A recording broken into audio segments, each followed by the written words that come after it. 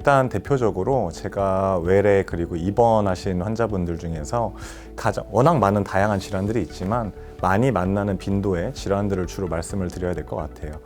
일단 정형외과적으로 어깨에서는 크게 두 가지로 분류를 할 수 있습니다.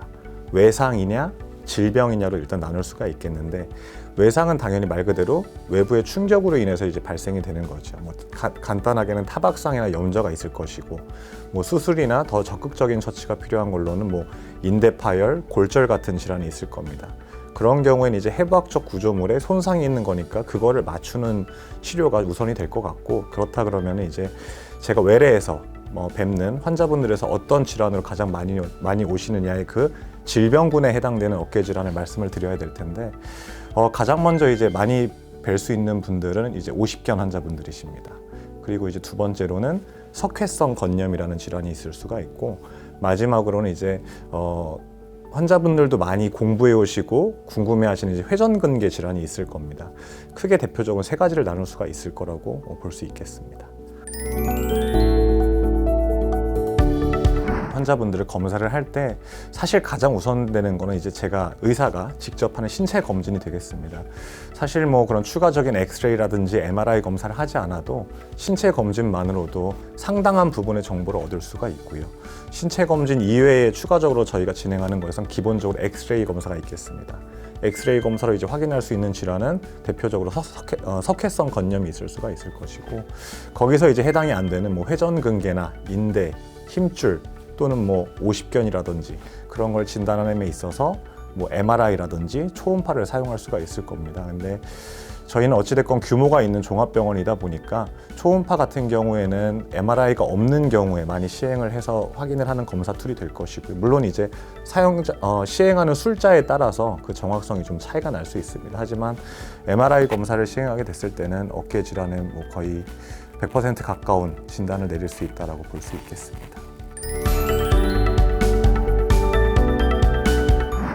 일단은 오십견이라는 사실 진단명은 없습니다. 오십견이라는 거는 50대 근방에 많이 나타나는 증상이어서 그렇게 질병명을 말씀하시는 거고, 정식적인 의학 명칭은 동결견이라고 합니다. 어깨가 얼었다라고 말을 하죠. 일단 동결견이라는 게 정식적인 의학 명칭이고, 좀 더 넓은 범위로는 유착성 관절낭염이라고도 부르기도 합니다. 그래서 이 통상적으로 편의성으로 오십견으로 말씀을 드리자면, 오십견은 원인을 정확히 알 수는 없습니다. 현대의학이 많이 이제 진보하기는 했지만 아직 정확한 원인을 판정하지는 못했고, 근데 일단은 통상적으로 동의하고 있는 바는 내분비계 내에 그 질환 때문에 많이 발생한다라고 나와 있습니다. 그래서 비율적으로 보자면 확실히 당뇨 환자분들이 오십견 환자분들이 많습니다. 그리고 갑상선 문제라든지 그런 내과적 질환이 있는 분들이 오십견이 많이 동반이 되는데요.